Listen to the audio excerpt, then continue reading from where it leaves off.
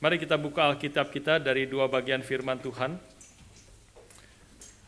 Yang pertama adalah dari Ibrani pasal yang pertama, ayat 1 sampai 3. Ibrani pasal yang pertama, ayat yang pertama sampai yang ketiga.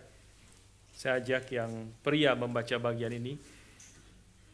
Nanti yang kedua dari 2 Timotius 3, nanti saya ajak yang wanita membaca bagian yang kedua. Oke, para pria membaca bersama-sama dengan saya Ibrani 1 ayat 1 sampai yang ketiga. Oke, sudah dapat semua, mari kita baca bersama-sama para pria. Setelah pada zaman dahulu Allah berulang kali dalam berbagai cara berbicara kepada nenek moyang kita dengan perantaraan nabi-nabi. Maka pada zaman akhir ini Ia telah berbicara kepada kita dengan perantaraan anaknya yang telah Ia tetapkan sebagai yang berhak menerima segala yang ada. Oleh Dia Allah telah menjadikan alam semesta. Ia adalah cahaya kemuliaan Allah dan gambar wujud Allah yang menopang segala yang ada dengan firman-Nya yang penuh kekuasaan. Dan setelah Ia selesai mengadakan penyucian dosa, Ia duduk di sebelah kanan yang maha besar di tempat yang tinggi. Yang kedua, para wanita saya undang membaca 2 Timotius 3. 2 Timotius 3 mulai ayat yang ke-16. Lalu berlanjut sampai pasal 4 ayat yang kedua. 2 Timotius 3 ayat yang ke-16 dan kemudian ayat 17, lalu lanjut ke pasal 4 ayat 1 dan 2. Oke, yang wanita membaca bersama-sama. 1, 2, 3. Segala tulisan yang digenapkan Allah memang bermanfaat untuk mengajar, untuk menyatakan kesalahan, untuk memperbaiki kelakuan, dan untuk mendidik orang dalam kebenaran. Dengan demikian tiap-tiap manusia mempunyai Allah diperlengkapi untuk setiap perbuatan baik. Di hadapan Allah dan Kristus Yesus yang akan menghakimi orang hidup dengan hati, aku berpesan dengan sungguh-sungguh kepadamu demi penyataannya dan demi kerajaannya. Beritakanlah firman, siap sedialah baik atau tidak baik maunya. Nyatakanlah apa yang salah, tegurlah dan nasihatilah dengan segala kesabaran dan pengajaran. Mari kita berdoa sekali lagi. Saya ajak kita semua buka suara, berdoa bersama-sama. Berdoa sekali lagi untuk diri kita masing-masing, untuk saudara-saudara kita di kiri dan kanan saudara. Doa untuk pemberita firman, hamba Tuhan, dan doakan saya untuk boleh memberitakan firman dengan setia dan dengan urapan daripada Roh Kudus. Mari kita berdoa membuka suara bagi kita semua. Bapa kami di surga, kami datang padamu pada pagi hari ini, bersyukur untuk hari yang baru yang kau sediakan kami untuk beribadah kepada Tuhan. Dan hari saat ini kami siap untuk membaca, merenungkan akan firman-Mu. Kami mohon Kau yang memimpin setiap kami di tempat ini, Tuhan yang sudah memimpin, menghantarkan kami tiba di tempat ini, Tuhan yang kiranya juga membuka hati dan pikiran kami, memimpin akan setiap kami untuk boleh mengerti akan kebenaran firman-Mu. Dan juga Kau berkati juga hamba-Mu, sehingga dia boleh memberitakan firman dengan setia, dengan kuasa daripada Roh-Mu yang kudus. Sehingga setiap firman Tuhan yang diberitakan dari mimbar ini boleh menguatkan, boleh menegur, boleh mendidik, boleh membangun, dan boleh membentuk hidup setiap kami umat Tuhan sesuai dengan kehendak Tuhan. Berkati waktu ke depan ya Tuhan, sebagaimana Tuhan sudah berkati waktu sebelumnya. Di dalam nama Tuhan kami Yesus Kristus, penebus dan juru selamat kami yang hidup, kami berdoa, kami bersyukur. Amin. Oke, saudara sekalian, pada pagi hari ini, mulai minggu ini, kita akan memasuki satu seri yang baru. Ya, mungkin sebagian saudara juga sudah menerima WhatsApp group dan sudah tahu akan bahwa kita akan masuki satu seri yang baru. Kalau saudara belum ada di dalam WhatsApp group gereja kita, saudara bisa tanya ya bagaimana masuknya, dan sehingga saudara boleh mendapat berita-berita yang resmi dari gereja. Itu hanya satu arah. Tidak ada sampah di situ, ya, semua hanya satu arah, tidak ada macam-macam, tidak ada iklan-iklan, nggak ada, itu sudah hanya satu arah dan tidak banyak, ya, hanya mungkin seminggu sekali atau seminggu 2 kali begitu ya. Saudara akan mendapat berita-berita yang penting tentang apa yang what's going on, apa yang terjadi dalam gereja kita. Ada hal-hal penting apa. Jadi saudara silakan menjadi bagian dari IREC Melbourne All WhatsApp group. Ya ini ya, IREC Melbourne All official news. IREC Melbourne official news, bukan IREC Melbourne All ya. Saudara silakan menjadi bagian di situ. Saudara sekalian, setelah kita cukup lama ya membahas tentang secara eksposisi dari kitab-kitab yang ada, dan terakhir kita membahas dari kitab Wahyu, dan minggu lalu kita selesai kitab Wahyu, kita hari ini akan masuk ke dalam satu seri yang baru, yaitu berbicara tentang tanda-tanda gereja yang sehat, ya, tanda-tanda gereja yang sehat. Kita akan memikirkan ini satu seri mungkin 9 kali atau 10 kali. Kita akan membahas berbagai tanda, 9 atau 10 tanda tentang apa yang Tuhan inginkan bagi gereja Tuhan. Ya, ini satu, saya pikir baik kita untuk juga break sebentar dari diet yang utama kita, yaitu di dalam eksposisi Alkitab. Tetapi dan kita masuk ke di dalam break sebentar ini, mungkin sekitar 2 bulan, kita akan membahas tentang satu tema yang khusus ini. Saudara sekalian, saya akan mulai dengan satu pertanyaan bagi kita sekalian. Apa yang membuat saudara ada di gereja ini? Ya. Atau sebaliknya, apa yang membuat orang-orang yang dulu pernah ke gereja ini, ke GRI, dan sekarang memutuskan sudah tidak mau lagi ke gereja ini? Ada juga orang-orang gitu. Cukup banyak orang-orang kayak gitu. Ya. Jawabannya tentu bisa bermacam-macam. Ya, mengapa saudara di sini dan mengapa orang-orang tidak lagi ada di sini? Bisa bermacam-macam, tetapi bahkan jawabannya itu tergantung siapa yang jawab, itu bisa bertentangan satu dengan yang lain sebenarnya. Ya, ada orang yang mengatakan yang tidak lagi mau ke gereja sini, puji-pujiannya boring, seperti di kuburan, gitu. Ya. Tapi ada yang mengatakan justru yang datang ke gereja ini, saya senang lagu-lagu hymn yang ada di sini. Ya, tidak jembreng-jembreng, gonjrang-ganjring, yang pusing memekakan telinga, begitu ya. Jadi bisa satu hal yang sama, bisa pandangannya berbeda. Ada orang yang mengatakan yang datang ke sini, saya senang karena pengajaran di gereja ini kuat. Ya. Tapi juga ada yang mengatakan tidak lagi gereja ini khotbahnya terlalu panjang, mabok saya pusing, saya tidak ngerti khotbahnya, terlalu panjang. Ada lagi yang mengatakan ada betul-betul ada orang-orang yang mengatakan tidak mau lagi datang ke gereja sini, mengatakan orang-orangnya dingin seperti es batu, dingin. Tapi orang yang lain yang datang ke gereja ini awalnya karena merasa dia sangat disambut, kasihnya nyata, orangnya ramah-ramah. Jadi bingung kita, yang mana yang benar sebenarnya, begitu ya.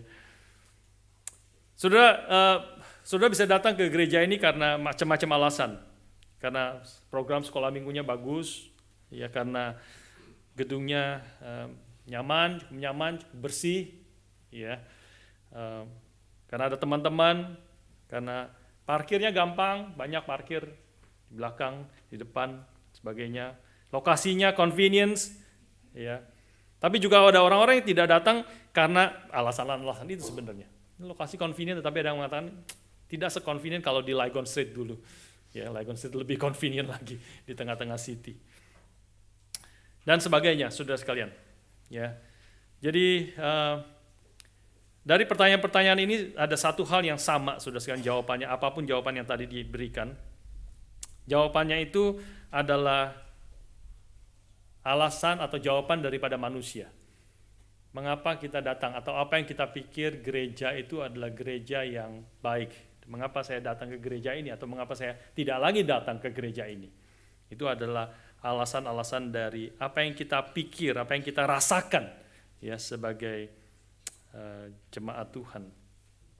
Hari ini di dalam seri ini kita akan membahas tentang bukan apa yang kita inginkan, apa yang kita pikir, apa yang kita rasakan, ya, tetapi kita ingin belajar bersama-sama apa yang Tuhan inginkan bagi gerejanya. Ya. Dan kita akan memikirkan di dalam 9-10 kali ini karakteristik apa yang harus ada di dalam gereja yang berkenan kepadanya. Ini yang kita mau pikirkan bersama-sama. Ini tentu pertanyaan yang lebih penting dari tadi pertanyaan yang sebelumnya. Dan saya tentu ini juga pertanyaan yang bagi saya sebagai hamba Tuhan banyak sekali memikirkan akan hal ini. Ya, sebagai saya melayani penuh waktu, Tuhan memanggil saya sebagai hamba Tuhan, sebagai pendeta dari gereja ini. Tentu itu yang menjadi pergumulan dari awal sebenarnya, ya. Sehingga banyak sekali sebenarnya membaca dan memikirkan, menggumuli dan juga menerapkan to some extent ya apa yang kita kerjakan di dalam gereja ini. Apa yang Tuhan inginkan sebenarnya bagi gereja Tuhan? Karakteristik apa yang harus ada di dalam gereja yang berkenan kepada Tuhan, yang Tuhan inginkan. Ya, dan saya khususnya juga belakangan saya membaca satu buku yang baik yang ditulis oleh Mark Dever yang berjudul, saya ambil judulnya situ ya, Nine Marks of a Healthy Church. 9 tanda daripada gereja yang sehat. Kita belum tahu apakah akan 9-9-nya atau tambah dan sebagainya. Kita akan melihat nanti bagaimana berjalannya. Di David Platt, salah satu hamba Tuhan, mengatakan tentang buku Nine Marks ini, mengatakan seperti demikian ya. This one book has impacted and influenced my understanding of the church far above any other. Such impact and influence all to the fact that this book is grounded in God's word. Ya, David Platt salah satu hamba Tuhan yang juga Tuhan pakai secara besar ya, mengatakan bahwa buku ini Nine Marks of a Healthy Church itu berdampak dan mempengaruhi pengertian dia tentang gereja itu jauh lebih dalam daripada banyak buku tentang gereja ya, buku-buku yang lain. Pengaruh dan dampaknya itu dia katakan bahwa disebabkan karena buku ini berakar akan dari firman Tuhan. Nah, karena itu dari kutipan itu saya masuk ke dalam poin kita yang pertama di dalam tanda yang pertama dari gereja yang sehat pada hari ini kita akan pikirkan bersama-sama. Tanda yang sehat dari gereja tanda yang Tuhan inginkan yang pertama adalah gereja yang berpusat kepada firman Allah. Gereja yang berpusat kepada firman Allah. Sentralitas dari firman Allah dan kemudian diaplikasikan di dalam secara spesifiknya. Bagaimana kita tahunya, bagaimana kita lihat ekspresi yang paling jelas gereja yang berpusat kepada firman Tuhan adalah gereja yang melakukan expositional preaching atau expository ya, ada yang mengatakan expositional atau expository preaching sebagai diet utama, sebagai makanan utama di dalam mimbar daripada gereja itu. Ya, jadi sekali lagi tanda yang pertama dari gereja yang sehat adalah gereja yang berpusat kepada firman. Ini adalah most and foremost.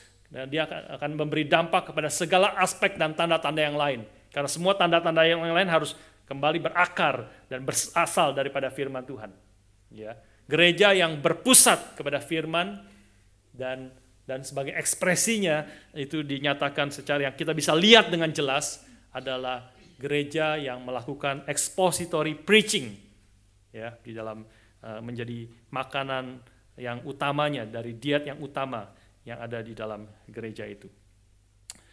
Nah, saudara sekalian, gereja yang berpusat kepada firman Tuhan tentu lebih besar daripada sekedar khotbah, ya, lebih besar daripada sekedar khotbah. Tetapi gereja yang berpusat daripada firman itu tentu harus nyata di dalam seluruh hidup dan ibadah. Seluruh aspek daripada ibadah itu sendiri harus berpusat kepada firman. Ya, dari mulai permulaan, dari segala macam mulai ibadah, dari mulai puji-pujian yang kita nyanyikan, doa yang kita lakukan, warta, rencana, susunan ibadahnya dan sebagainya, itu sebenarnya semuanya harus merefleksikan berpusat kepada firman, termasuk juga doksologi, termasuk waktu kita memberikan persembahan dan sebagainya, itu harus seluruhnya berpusat kepada firman, ya, word center, itu yang kita kerjakan.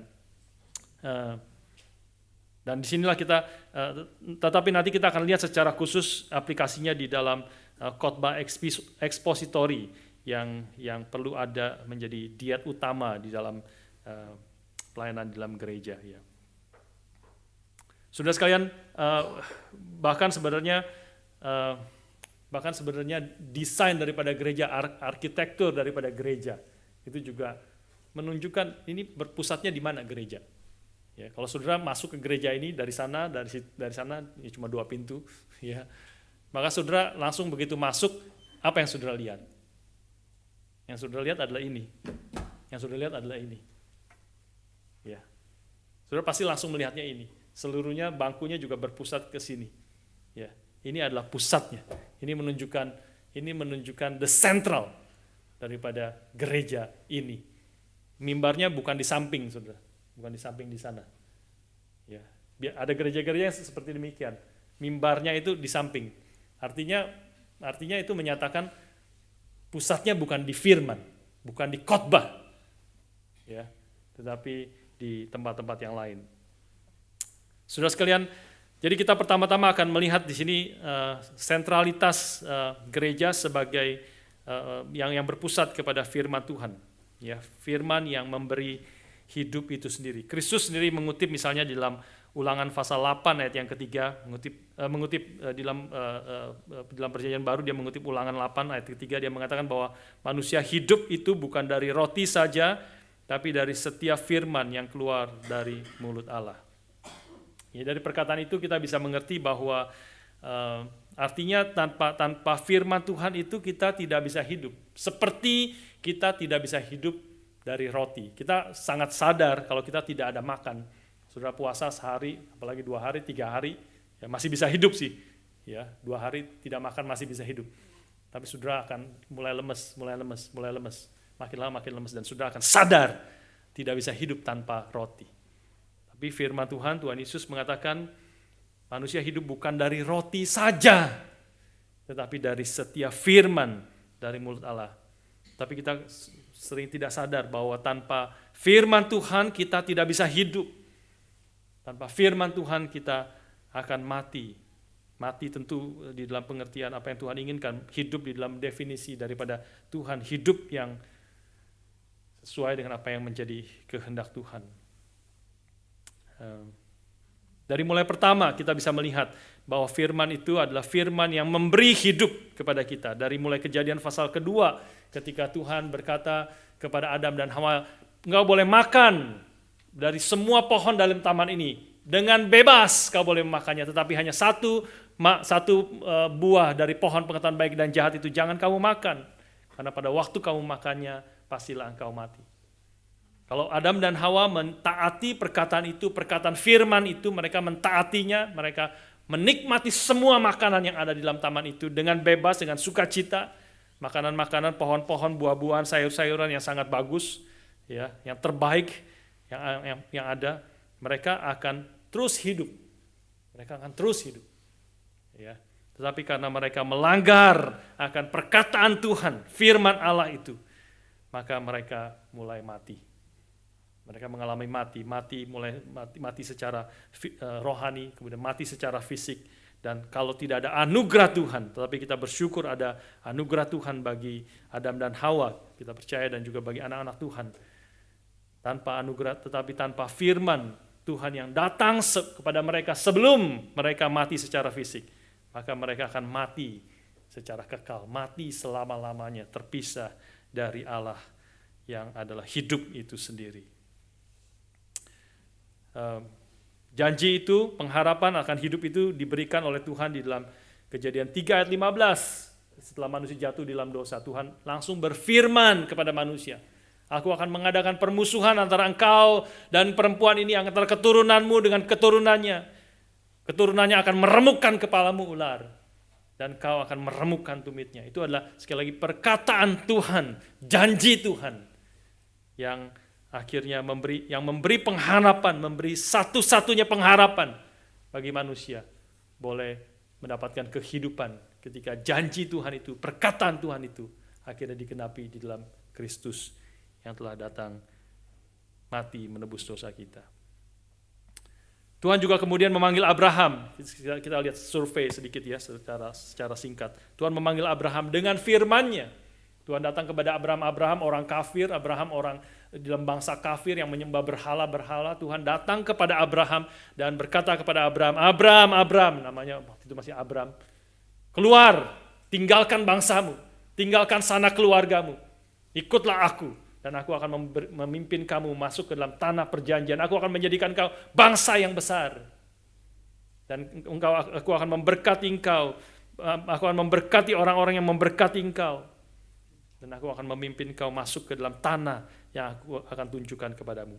Tuhan berfirman kepada Abraham, bapak orang beriman itu. Dan dari situ kemudian membangun akan satu bangsa yang besar. Itu bangsa Israel, umat pilihan Allah di dalam perjanjian lama.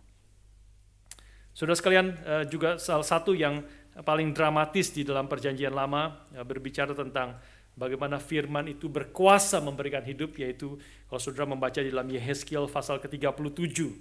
Yehezkiel pasal ke-37 itu adalah Yehezkiel nabi Tuhan itu diberikan visi oleh Tuhan, dibawa ke satu lembah yang penuh tulang belulang yang telah kering. Penuh tulang belulang yang telah kering, dan Tuhan berkata kepada Yehezkiel, bisakah tulang-tulang itu hidup? Maka Yehezkiel mengatakan, engkau yang tahu ya Tuhan. Ya, dia pintar sekali. Yehezkiel mengatakan, dia nggak bisa jawab, hanya engkau yang tahu Tuhan, bisa hidup apa tidak. Kalau dari sudut dia pasti tidak bisa hidup, tapi Tuhan yang tahu. Maka Tuhan berkata, berfirmanlah kepada tulang-tulang itu.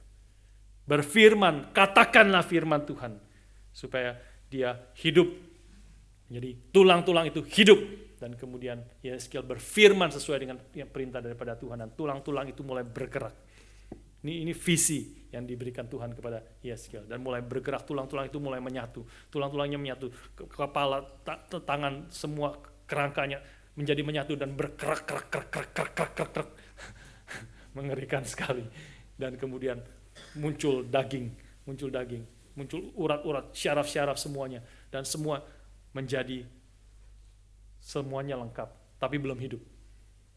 Tuhan berkata, berfirman sekali lagi, berfirmanlah, hai nafas hidup, datanglah dari keempat penjuru, berfirmanlah, dan masuklah nafas hidup itu datang masuk menghembusi akan tubuh manusia yang sudah lengkap itu sekarang, dan mereka kemudian menjadi makhluk yang hidup, menjadi satu tentara yang besar yang Tuhan berikan hidup kepada mereka.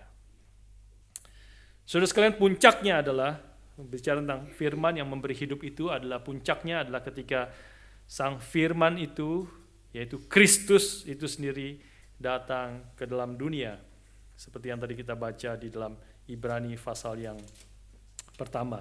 Sejak zaman dahulu Allah berulang kali dalam berbagai cara berbicara atau berfirman kepada nenek moyang kita dengan perantaraan nabi-nabi. Maka pada zaman akhir ini, zaman akhir yang kita khususnya membahas panjang lebar di dalam kitab Wahyu, zaman yang terakhir ini, sejak Kristus datang mulai di situ, ya, sampai dia datang kedua kali nanti, ini adalah zaman yang terakhir, zaman akhir ini, ia telah berbicara kepada kita, ia telah berfirman kepada kita dengan perantaraan anaknya, yang telah ia tetapkan sebagai yang berhak menerima segala yang ada oleh dia. Allah telah menjadikan alam semesta. Ia adalah cahaya kemuliaan Allah dan gambar wujud Allah yang menopang segala yang ada dengan firman-Nya yang penuh kekuasaan. Saudara sekalian, ini puncak kedatangan sang firman itu. Sang firman itu datang ke dalam dunia menjadi manusia. Dia bukan saja mengatakan firman Tuhan dari mulutnya, tetapi dia sendiri adalah sang firman itu. Dan satu mengatakan pada mulanya adalah firman. Firman itu bersama-sama dengan Allah. Dan firman itu adalah Allah. Pada mulanya adalah logos, tulisan logos di sini. Pada mulanya adalah logos. Dialah sang firman itu. Dia adalah sang firman yang memberi hidup kepada setiap orang yang percaya kepadanya. Di dalam dia ada hidup, dan hidup itu adalah terang manusia. Dia adalah roti hidup. Ini semua dari Yohanes ya. Dia adalah air hidup. Dia adalah mengatakan, akulah jalan, kebenaran, dan hidup. Akulah kebangkitan dan hidup. Dia adalah sang firman yang memberi kehidupan kepada kita sekalian. Dia sang firman yang memberikan firman, dan firman itu adalah firman yang hidup dan yang menghidupkan kita sekalian. Karena itu berpusat gereja yang sejati adalah gereja yang benar, gereja yang sehat adalah gereja yang berpusat kepada firman, karena firman itu adalah firman yang memberi hidup. Hal yang kedua yang kita boleh pikirkan bersama-sama adalah firman itu bukan hanya firman yang memberi hidup, tetapi firman itu adalah firman yang menguduskan kita, yang menopang kehidupan yang berkenan kepada Tuhan. Kristus sendiri mengatakan, kuduskanlah mereka di dalam kebenaran. Firman-Mu adalah kebenaran. Ya, kuduskanlah mereka di dalam kebenaran. Mazmur pasal 19 ayat 9 mengatakan, dengan apakah seorang muda boleh mempertahankan kelakuannya bersih? Yaitu dengan menjaganya sesuai dengan firman-Nya. Jadi firman Tuhan bukan hanya memberi hidup, tetapi dia menopang, mengkuduskan, memimpin, membentuk akan hidup kita. Efesus 5 ayat 25-26, Kristus mengatakan Paulus menuliskan bahwa Kristus telah mengasihi gerejanya dan telah menyerahkan dirinya bagi gerejanya untuk menguduskannya, menyucikannya dengan membasuhnya dengan air dan firman. Jadi inilah firman Tuhan yang bukan hanya memberi hidup kepada kita, tetapi juga memberikan kita, menopang hidup kita, mengkuduskan kita, membentuk kita.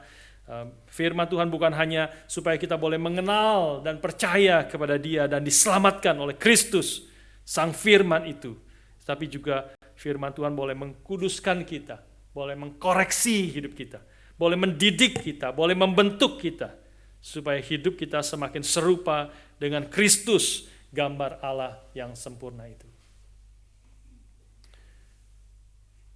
Saudara sekalian, moto gereja Reform yang terkenal adalah Ecclesia Reformata Semper Reformanda. Tapi yang lengkapnya adalah harus ada tambahan lengkapnya. Ecclesia Reformata Semper Reformanda Secundum Verbum Dei. Harusnya lengkapnya seperti itu. Bahwa gereja Reform, the Reformed Church always being reformed according to the Word of God. Gereja Reform adalah gereja yang terus-menerus direformasi, artinya tidak statis, ya, tidak sudah percaya, sudah mengerti, udah begitu terus, tidak. Gereja, karena kita hidup di dalam dunia yang terus dinamis dan berubah, maka kita sendiri harus dinamis dan berubah, tetapi dinamis dan berubah bukan mengikuti dinamis dan berubah dunia ini, tapi dinamis berubah, makin mengenal Tuhan, makin bertumbuh, makin mengasihi Dia, dibentuk, reformasi, mengalami reformasi terus-menerus. Tetapi arahnya adalah sesuai dengan firman. Firman memberi arah, kita tidak akan pernah bertumbuh melampaui firman. Kita akan tidak pernah habis mengerti akan firman Tuhan. Menggali, membaca ribuan kali pun kita tidak akan pernah habis mengenal dan mengerti akan firman Tuhan. Ada segala aspek firman yang Tuhan yang begitu lengkap, begitu sempurna. Selalu ada aspek-aspek yang berbeda, selalu ada insight-insight yang baru. Ketika kita membaca lagi kedua kalinya, ketiga kalinya, keempat kalinya, ke1000 kalinya. Terus tidak pernah habis menggali firman Tuhan, karena firman Tuhan itu sendiri adalah Allah yang telah juga mewahyukan firman-Nya yang tertulis bagi kita sekalian. Gereja Reform adalah gereja yang terus-menerus direformasi menurut semakin sesuai dengan firman Tuhan. Jadi saudara sekalian, apa yang menjadi tanda gereja yang sehat? Nih, hari ini kita renungkan bersama-sama. Yang pertama, jadi adalah gereja yang pertama dan yang terutama adalah gereja yang berpusat kepada firman Tuhan. Dan hari ini kita terus akan melanjutkan dengan ekspresi yang penting, ya, yang dinyatakan di dalam oleh Mark Dever dan juga oleh banyak hamba-hamba Tuhan yang lain. Nanti saya kutip perkataan juga dari Tim Keller, juga sangat setuju sekali. Ya, gereja yang penting, gereja yang terutama, yang pertama itu adalah poin pertama selalu. Gereja yang berpusat kepada firman. Dan yang dinyatakan di dalam pusat pada firman adalah ekspresi yang pentingnya ada di dalam khotbah eksposisi, ya, expository preaching atau khotbah eksposisi Alkitab. Ini dikontraskan biasanya waktu kita berbicara tentang khotbah eksposisi Alkitab itu dikontraskan dengan khotbah topikal. Ya, khotbah topikal. Khotbah topikal berarti kita ada tema tertentu, ya, dan kemudian mencari dasar Alkitab tentang topik tersebut. Tentu ada tempatnya, ya, tentu ada tempatnya, ada waktunya seperti hari ini. Ya, seperti hari ini ini adalah khotbah topikal, ya. Kita tidak membahas secara khusus satu bagian atau terus menerus dari ayat per ayat atau pasal per pasal dari Alkitab itu sendiri. Ya, tetapi ada tempatnya. Dan sebaliknya juga khotbah topikal juga bisa bersifat eksposisi sebenarnya. Ketika topik yang diambil itu berasal dari Alkitab, dari main point daripada Alkitab, dari teks Alkitab itu sendiri. Tapi kadang-kadang khotbah topikal itu bisa ada bahaya-bahayanya, ya, ada bahaya kalau itu menjadi diet yang utama dalam gereja. Ini cuma supaya saudara agak tidak terlalu tegang, ya, saudara. Saya pernah ngobrol dengan satu orang, tidak usah disebut siapa namanya, tidak usah disebut konteksnya apa, di mana, ya, tidak perlu disebut. Saya pernah ngobrol dengan seorang yang dia orang awam, tetapi dia kayaknya sering khotbah di gereja. Gitu, di gereja-gereja tertentu dia suka khotbah, atau di gerejanya dia saya tidak tahu juga tapi dia tidak pernah sekolah teologi, saya tahu. Jadi dia orang awam yang diminta khotbah gitu. Satu kali sempat duduk satu meja dengan dia, lagi makan gitu, ya, di satu restoran, duduk sebelah dengan dia. Terus dia kan tahu, dia sudah kenal juga gitu, ya. Dia kenal begitulah, nggak kenal akrab, dia kenal begitu saja. Kalau dia tahu, tapi saya pendeta. Dia tanya, Pak Budi, saya ini besok Minggu ini mau khotbah, ya, dari tentang Petrus yang di Kisah Para Rasul, yang Petrus dikasih dia sedang tidur terus bermimpi, Tuhan kasih penglihatan ada makanan yang datang turun dari langit, makanan yang haram semuanya, yang menurut orang Yahudi itu haram, terutama ada babi di situ. Ya, ada babi, ada segala macam binatang-binatang yang lain.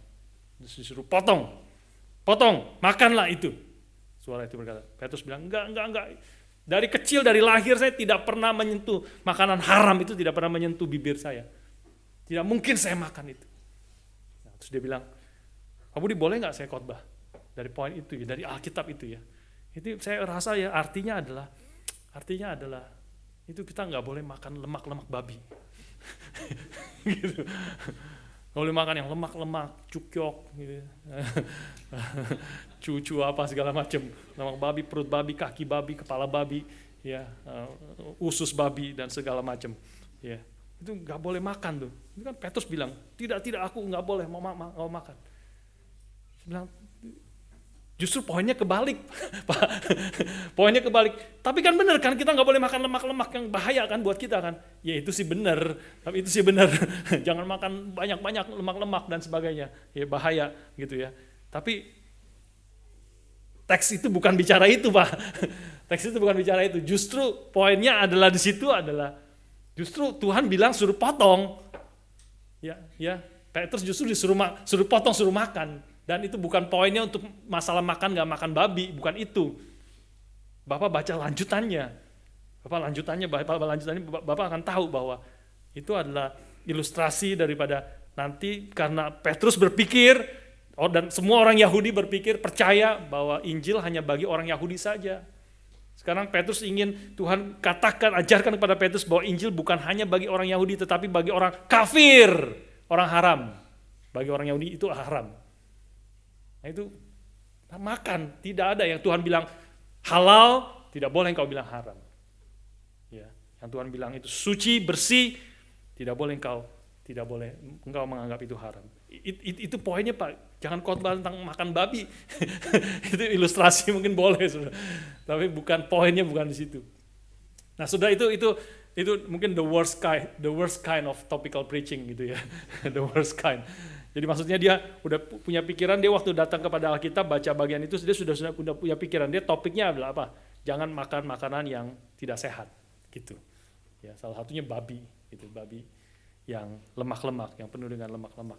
Begitu. Jadi itu adalah cara bisa berbahayanya khotbah topikal, ya.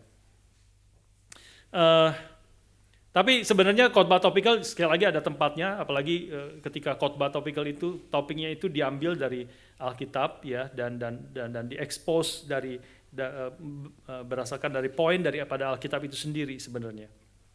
Tetapi itu tetap adalah khotbah topikal karena pengkhotbah itu sudah tahu tema apa yang akan dia bawakan, dan kemudian dia mempelajari Alkitab untuk melihat apa yang Alkitab katakan tentang topik itu, tentang topik yang dia mau bawakan itu. Tetapi khotbah eksposisi itu berbeda. Khotbah eksposisi itu dimulainya dengan teks Alkitab, ya. Teks Alkitab sendiri, dan seringkali pengkhotbah itu sebenarnya belum tahu ketika dia mau membaca Alkitab, ketika dia mau expose, mengeksegesis, menggali Alkitab, dia sendiri sebenarnya belum tahu tema apa sebenarnya yang dia mau temukan atau dia mau pelajari.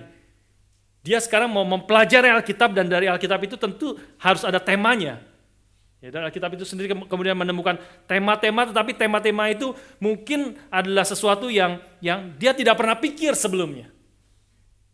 Dan jadi dari tema yang Alkitab itu nyatakan sendiri, mengerti dengan tepat tentu Alkitab itu sendiri, lalu kemudian dia akan menghadapi tema-tema yang dia sendiri belum pernah pikir, dia sendiri mungkin belum tahu, dan sehingga dia kemudian menggali apa yang Alkitab katakan. Karena yang Alkitab katakan, teks Alkitab itu katakan, itu berarti apa yang Tuhan ingin kita dengar, dan itulah yang Tuhan katakan kepada kita sekalian yang jemaat.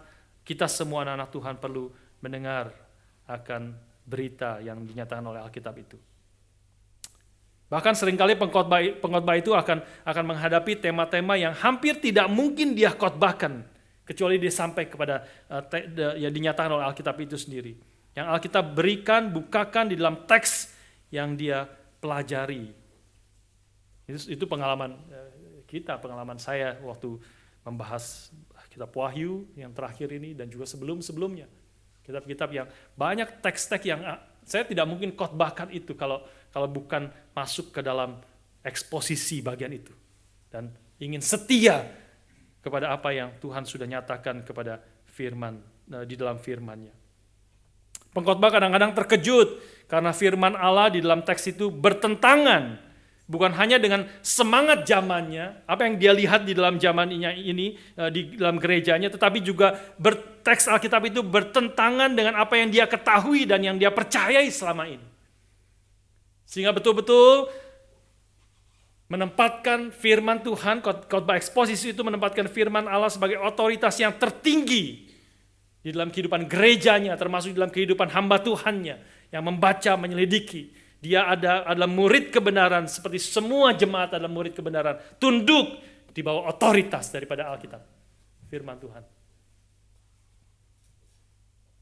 Tim Keller mengatakan, di dalam poin ini mengatakan seperti demikian. This approach, this expository preaching, ya, this approach testifies that you believe every part of the Bible to be God's word, not just particular themes, and not just the parts you feel comfortable agreeing with.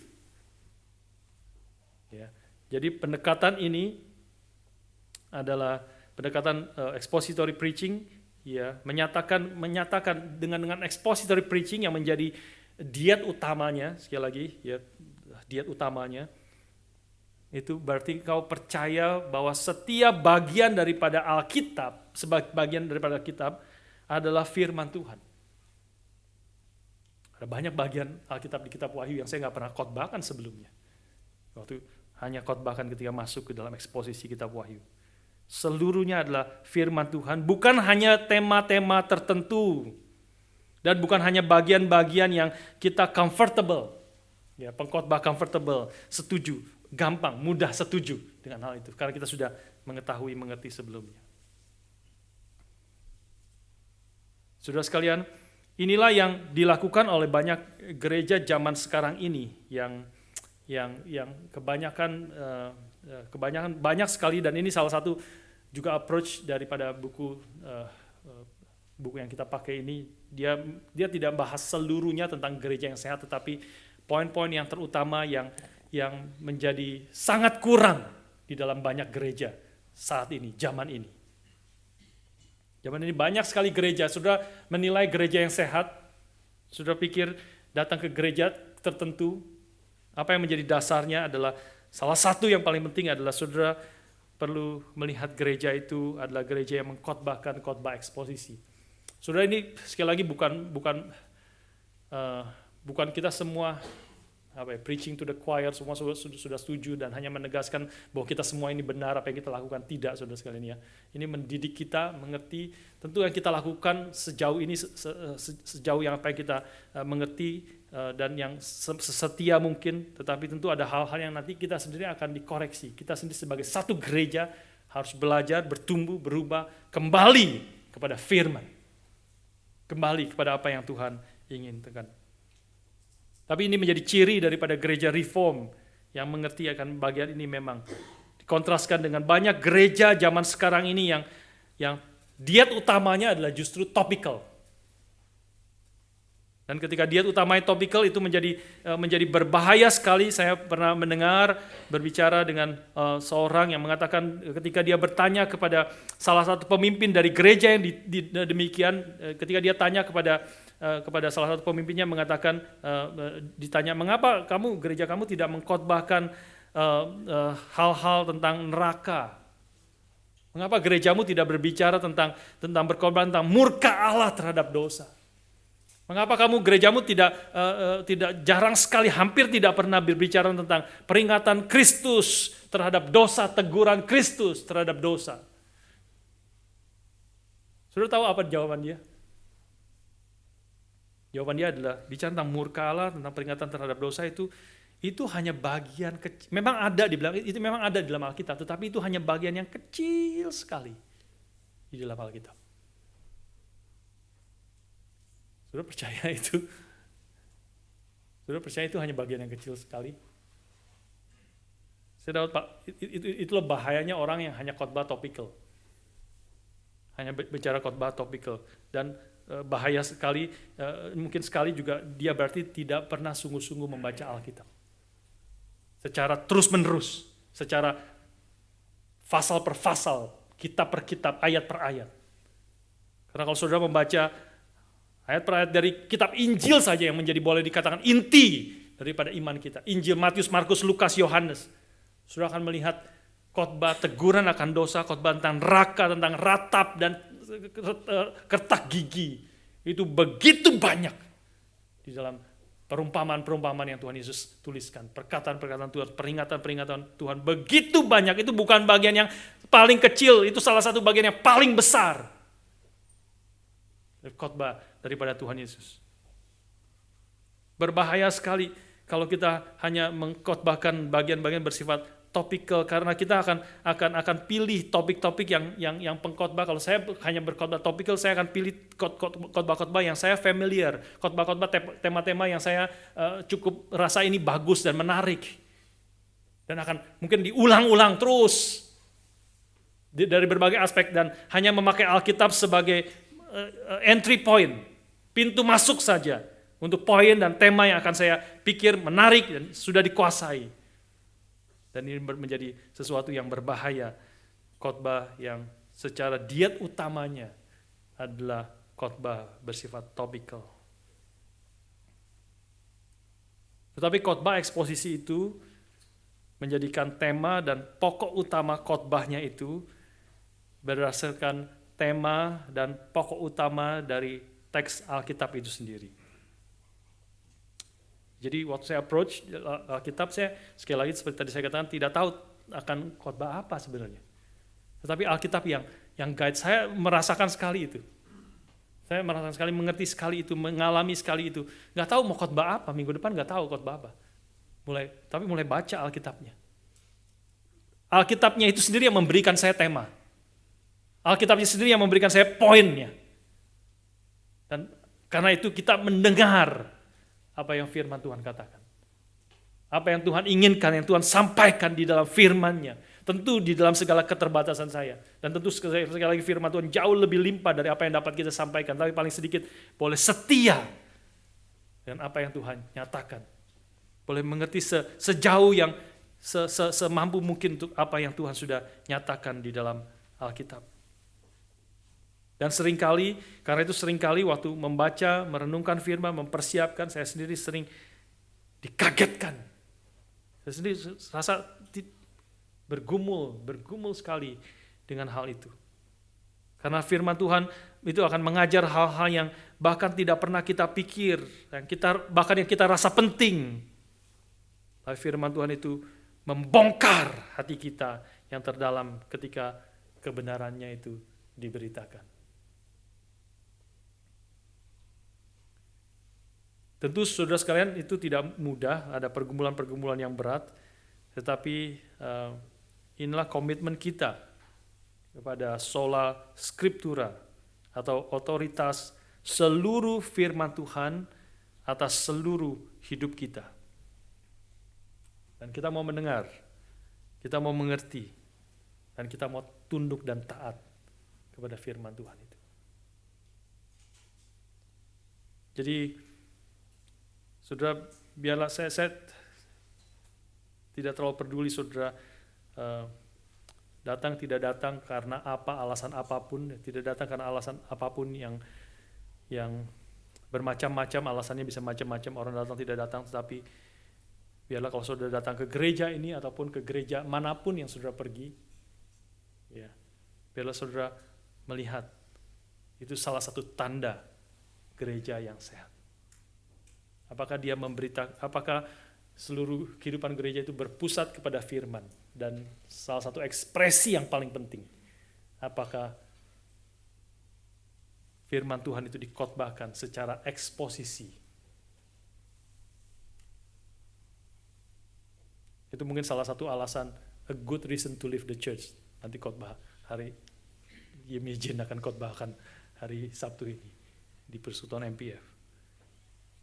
Salah satu alasan yang benar untuk meninggalkan gereja, yang tidak mengkhotbahkan secara konsisten, secara diet utamanya, bukan khotbah eksposisi.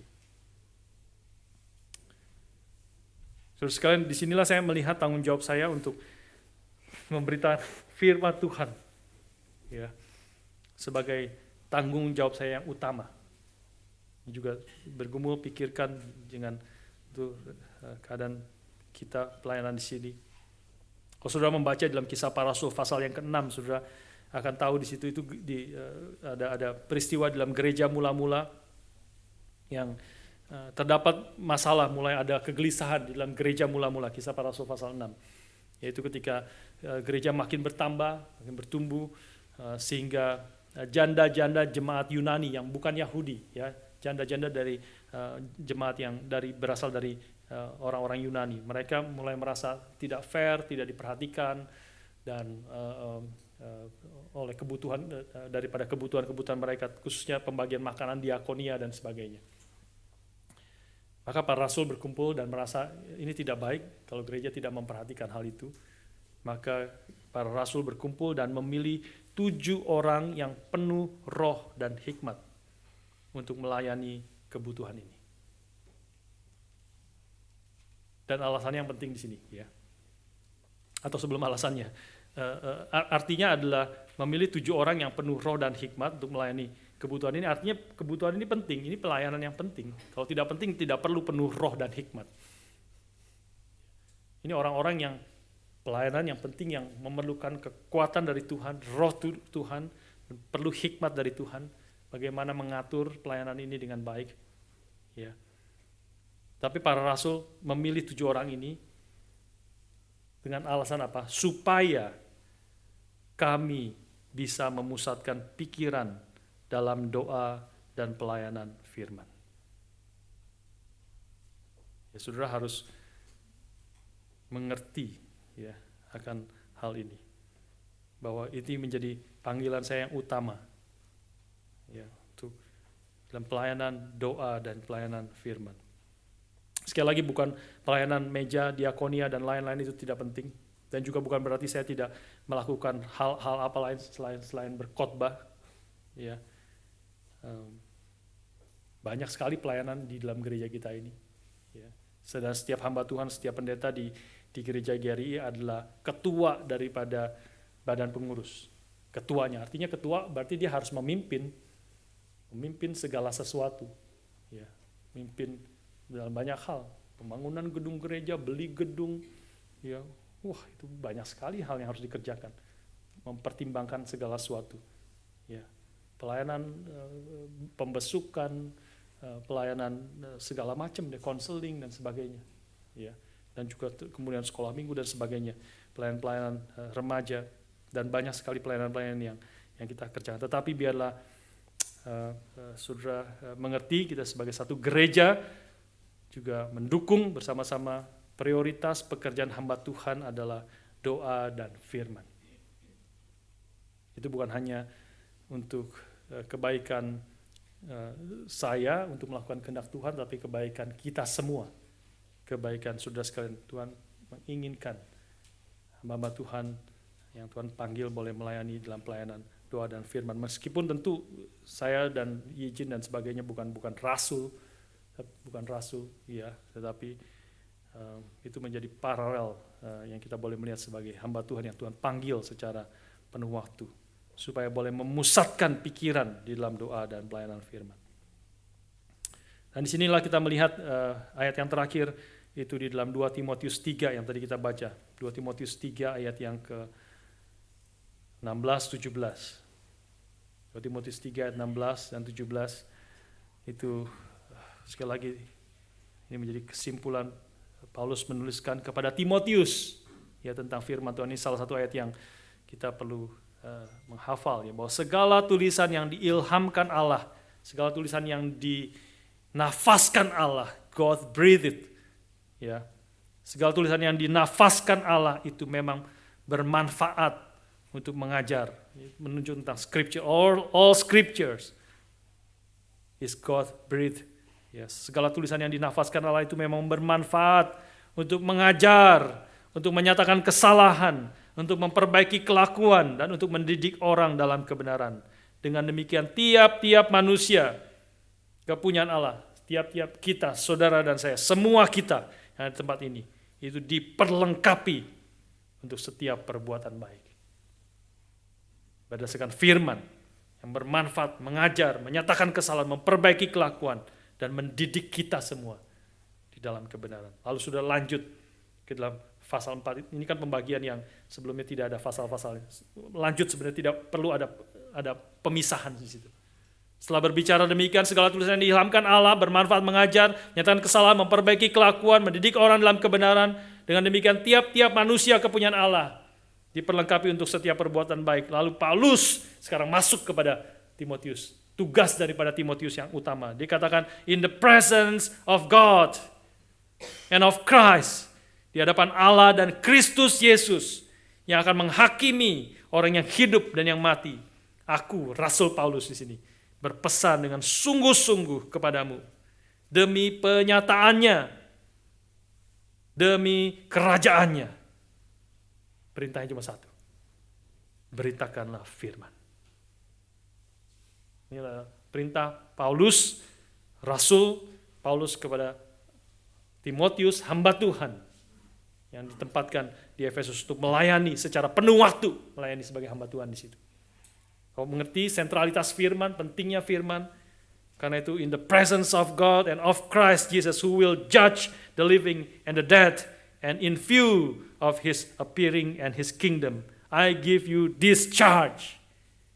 Sungguh-sungguh aku memberikan perintah ini kepadamu. Very serious. In the presence of God and of Christ. Beritakanlah firman. Siap sedialah baik atau tidak baik waktunya. Nyatakanlah apa yang salah. Tegurlah dan nasihatilah dengan segala kesabaran dan pengajaran. Berpusat sekali lagi kepada firman Tuhan. Memberitakan akan firman Tuhan. Karena firman Tuhan itu adalah firman yang hidup dan yang lebih tajam dari pedang bermata dua manapun. Yang akan menusuk amat dalam sampai memisahkan jiwa dan roh, sendi-sendi dan sumsum. Ia bisa membedakan pikiran-pikiran dan sikap hati kita. Ibrani pasal 4 ayat 12. Biarlah saudara, saya harap saudara datang dan mengundang orang datang. Saudara, ada yang baru datang, yang mungkin baru datang dan masih mencari-cari, berpikir. Sudah tidak harus ke gereja ini, tetapi sudah biarlah datang ke gereja yang memberitakan firman. Secara spesifik memberitakan firman secara eksposisi, karena itulah approach yang terbaik untuk kita mengerti firman Tuhan secara keseluruhan, secara utuh, secara sedalamnya. Bukan hanya pikiran, ide, pengetahuan daripada pengkhotbahnya saja. Tapi kita tunduk kepada firman. Karena firman itu adalah firman yang hidup dan yang memberi kehidupan. Firman yang menopang, memimpin, memberi kekuatan kepada kita. Seperti tadi Mazmur pasal pertama yang tadi kita nyanyikan. Ya. Mazmur pasal pertama. Ini bagi kita aplikasinya ya. Aplikasi bagi kita sekali lagi mengerti, hargai firman Tuhan.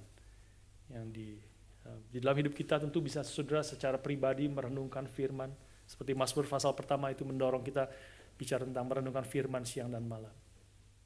Orang yang benar itu adalah orang yang merenungkan firman Tuhan, yang kesukaannya adalah firman Tuhan atau Taurat Tuhan, dan merenungkan Taurat itu siang dan malam. Dia seperti pohon yang ditanam di tepi aliran air, yang menghasilkan buahnya pada musimnya. Apa saja yang diperbuatnya berhasil. Saudara ingin menjadi orang yang seperti pohon yang ditanam di tepi aliran air, yang menghasilkan buahnya pada musimnya. Apa saja diperbuatnya berhasil. Bukan demikian orang fasik, kontras. Dia seperti sekam yang ditiup angin. Sudah pernah mendengar ya, saya memberi contoh, sekam yang ditiup angin, orang yang menampi beras dengan kulit yang sudah ditumbuk itu, dia akan menampi beras untuk memisahkan kulit daripada padi dengan berasnya. Dia akan menampi beras itu di desa dulu. Dia akan lempar itu berkali-kali. Ketika dia lempar ke atas, semua beras itu akan jatuh lagi. Tetapi semua sekam akan ditiup angin. Buang, injak, dibuang, tidak berarti. Yang membedakan adalah orang benar itu adalah orang yang merenungkan Taurat Tuhan siang dan malam. Biar kita boleh sekali lagi menghargai akan firman Tuhan, menghargai gereja kita yang terus berjuang. Tentu masih banyak kelemahan, banyak hal mungkin yang tidak berpusat kepada firman. Silakan kita koreksi, bertumbuh bersama-sama, saling mengkoreksi, membangun. Ya, satu dengan yang lain, bertumbuh sesuai dengan firman Tuhan. Sehingga kita boleh bertumbuh bersama-sama menjadi gereja yang berkenan kepada Tuhan. Saya akan tutup khotbah hari ini dengan memberikan saudara klip singkat, ya, video singkat, klip yang ada di YouTube yang berbicara tentang suku Kimyal di Papua Barat yang pada tahun 2010 bulan Maret itu mereka pertama kali menerima perjanjian baru di dalam bahasa mereka. Pertama kali menerima firman Tuhan, perjanjian baru di dalam bahasa mereka. Saudara lihat bagaimana respons mereka, bagaimana mata mereka, bagaimana apa yang mereka kerjakan ketika mereka menerima firman Tuhan dalam hidup mereka. Dan biarlah ini boleh menjadi pelajaran yang penting bagi kita. Boleh siap? Sudah siap. Mari kita melihat video singkat ini.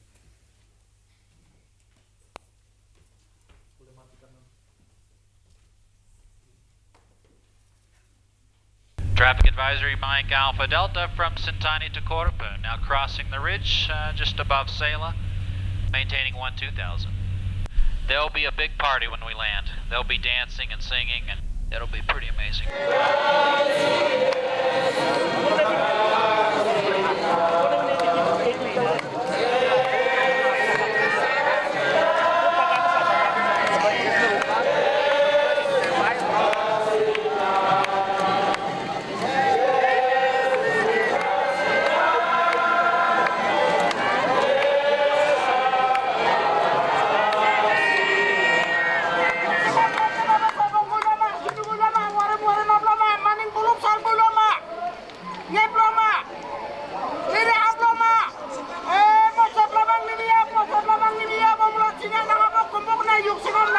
yung di ibu darana yung di ibu daib na gigip memero.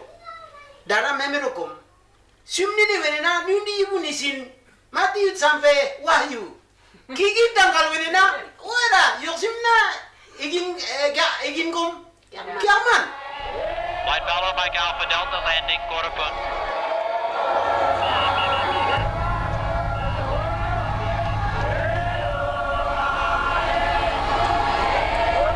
White Valor Mike Alpha Delta on the ground.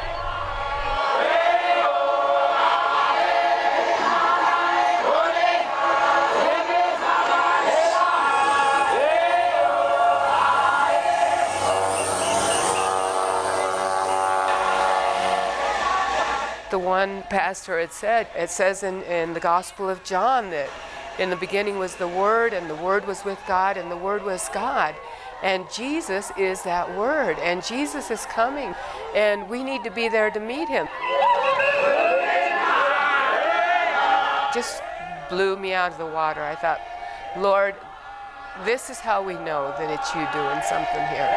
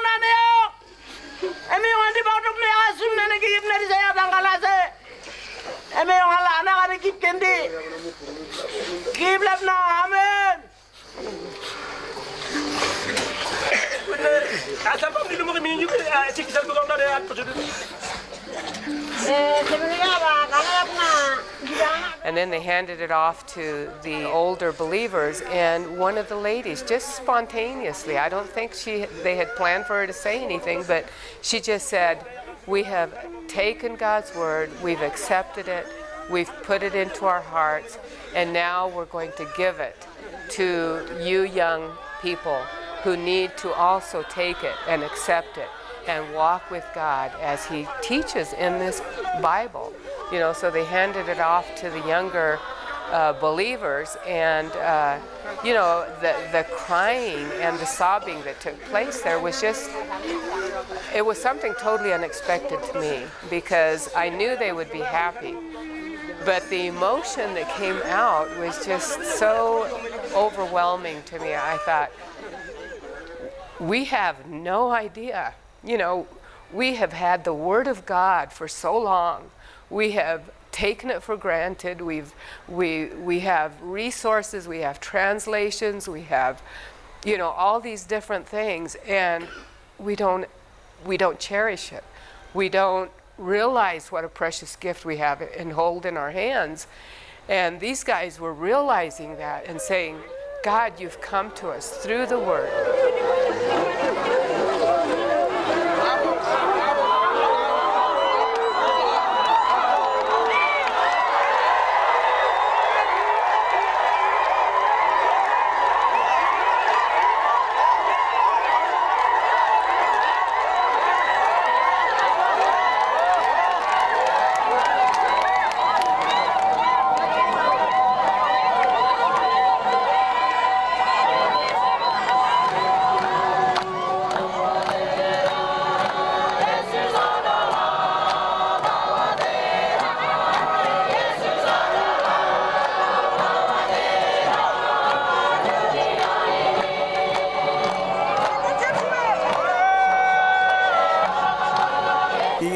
wenena nana imi yung kiblam nu na boka na yung kumpok neri masyarakat imi yung mapo ni sinap ni sinimi yung sa ngingulam opti na ngingulam na yung neri igil na kikip lawa piyu pertanyaan lama para sengena dan ngingulam nu nene kana kikip pesarop pesingding kayo.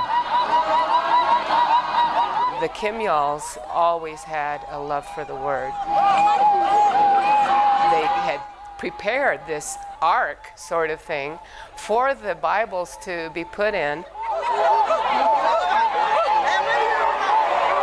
They know the Word. They can quote the Word. They're very good at memorizing. I mean, we've had one lady that has memorized whole books. And she'll sit there, and as she talks with you, she will, well, it's just like it says in Ephesians, and she'll quote 3 or 4 or 5 verses at a time. And so they love the Word of God, and you know, just to see them with it.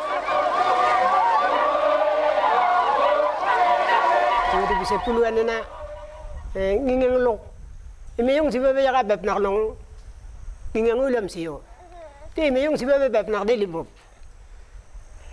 Kamin na ano sungunan ulam kumbok.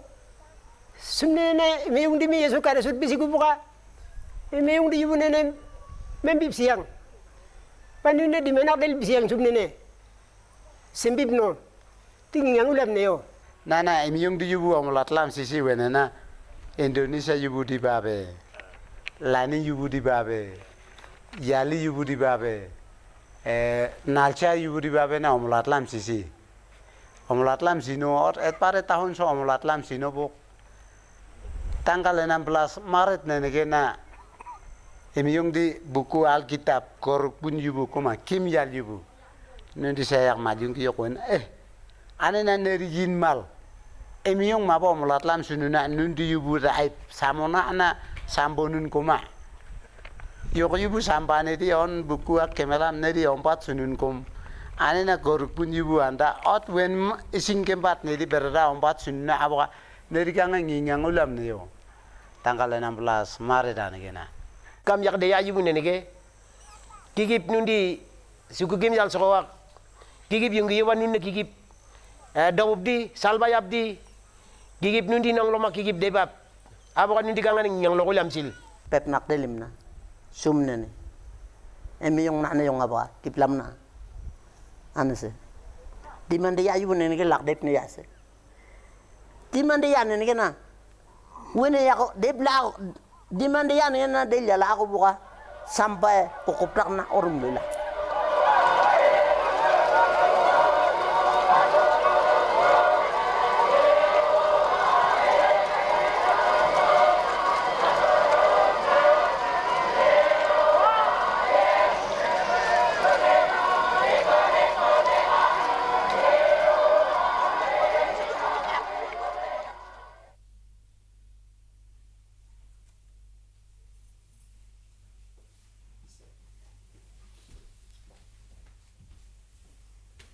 Ya, saudara harap boleh bukan hanya menyentuh hati kita melihat ini bukan hanya terjadi di Papua, terjadi di mana-mana, di China, di mana ketika mereka baru menerima firman, itu menjadi sesuatu yang sangat-sangat berharga. Biarlah bukan hanya menggerakkan hati kita, tapi membuat kita sungguh-sungguh menghargai firman, membaca, merenungkan firman, dan datang ke gereja bukan untuk mendengar ide-ide khotbah, pendapat-pendapat manusia, politik, apa yang terjadi dalam dunia ini. Itu semua boleh, penting, perlu untuk support, untuk memberi kita konteks apa yang kita hadapi. Tapi terutama dan pertama adalah kita datang untuk mendengar firman. Firman yang secara ekspresi paling jelas adalah dengan khotbah eksposisi. Kita juga gereja kita beberapa kali mendukung akan penterjemahan Alkitab, tetapi tidak secara rutin, secara langsung. Tetapi kita semua persembahan yang kita kumpulkan setiap minggu, perpuluhan kita itu 20% setiap tahun itu diberikan kepada Sinode GRI. Sinode GRI mereka tidak pakai sembarangan, memakai dengan bijaksana, dan salah satu yang dipakai adalah juga mendukung penterjemahan Alkitab, mendukung Bible Society, lembaga Alkitab Indonesia yang mencetak Alkitab.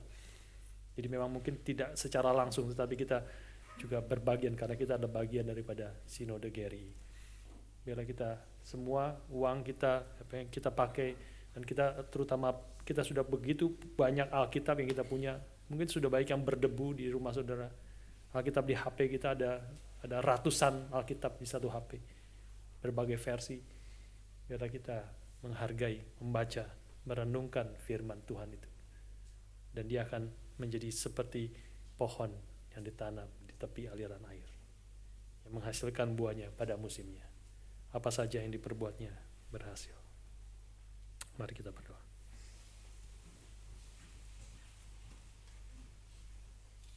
Kami memuji kebesaran-Mu, ajaib Tuhan, ajaib Tuhan. Kami memuji kebesaran-Mu, ajaib Tuhan, ajaib Tuhan. Then sings my soul, sambil berdiri. Then sings my soul, my Savior God, to Thee. How great Thou art, how great Thou art. Then sings my soul, my Savior God, to Thee. How great Thou art, how great Thou art. Kami bersyukur Tuhan sekali lagi untuk firman-Mu yang boleh kami dengar hari ini. Secara khusus kami boleh diingatkan, disadarkan betapa pentingnya, betapa sentralnya firman Tuhan bagi hidup kami. Tuhan, semua yang sudah kami dengar, juga kami saksikan oleh kesaksian dari suku Kimyal yang dengan sukacita yang dalam, bergirang, bergembira, melompat-lompat dengan sukacita, dan terharu dengan begitu dalam, karena firman Tuhan pertama kali boleh mereka terima dalam bahasa mereka sendiri.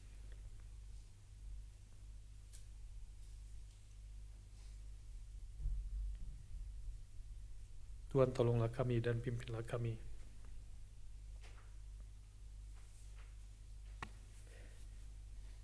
gereja-Mu di tempat ini, supaya kami menjadi gereja yang sungguh-sungguh mengasihi akan firman-Mu. Mengasihi Tuhan telah memberikan firman pada kami, mengasihi Kristus Sang Firman yang telah menjadi manusia itu. Pimpin kami boleh sungguh-sungguh dalam hidup kami sehari-hari, dan juga sebagai satu gereja, Bu, tunggu bersama-sama renungkan, mengerti, pelajari firman-Mu, dan mau taat kepada Tuhan, taat kepada firman-Mu, sehingga seluruh hidup kami menjadi hidup yang berkenan dan memuliakan Tuhan. Terima kasih Bapa, berkati dan pimpin hidup kami, setiap kami masing-masing bertumbuh di dalam iman kami kepadamu. Di dalam nama Tuhan kami Yesus Kristus kami bersyukur, kami berdoa. Amin.